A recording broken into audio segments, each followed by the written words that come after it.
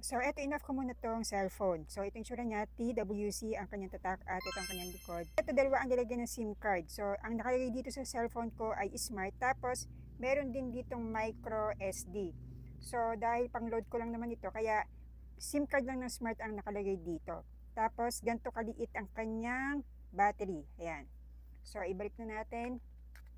By the way, ginagamit ko nga pala itong neck phone holder para mas makita nyo ng malapitan itong cellphone. Paano ito ginagamit.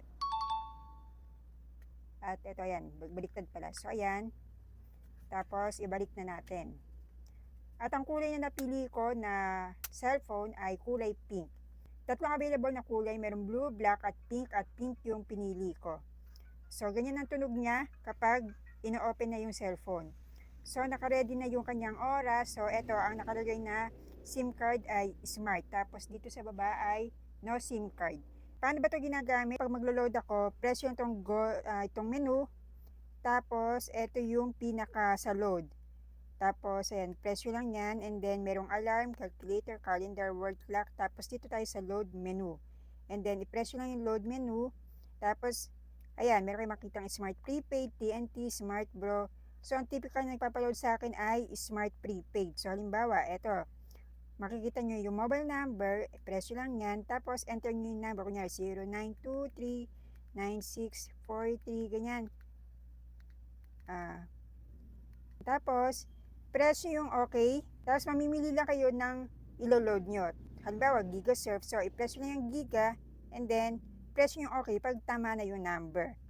Tapos back, yun lang.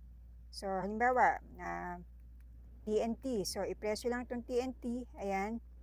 Then, mobile number. Tapos, enter nyo yung number. 0923. Ganyan. And then, press nyo yung OK. Tapos, mamili lang kayo dito. So, halimbawa, UTP-15. I-press nyo lang yan. Then, press nyo yung OK.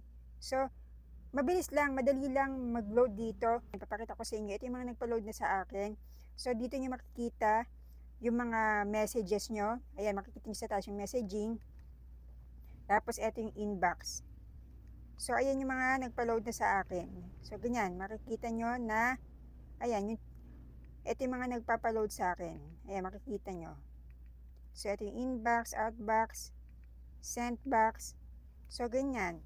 And then, ito yung mga contacts. So, hindi ko pa nililipat yung mga contacts ko dito. Pero, ito na yung mga nakalagay sa contacts ko. Tapos, pagdating naman sa messaging, ayan, write message.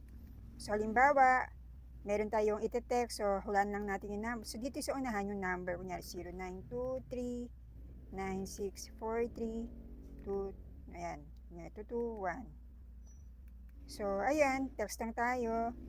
Good PM. Tapos, option, sesend mo doon sa number na yon. Tapos, i-press mo lang yung OK. So, very basic lang siya na cellphone. Tapos, meron din dito yung image, audio, video. Halimbawa, meron nakalagay dyan na micro SD. Makikita niyo mga image. Pero dahil nga wala naman ako nilagay na micro SD, so, wala kayong makikita dyan. Empty.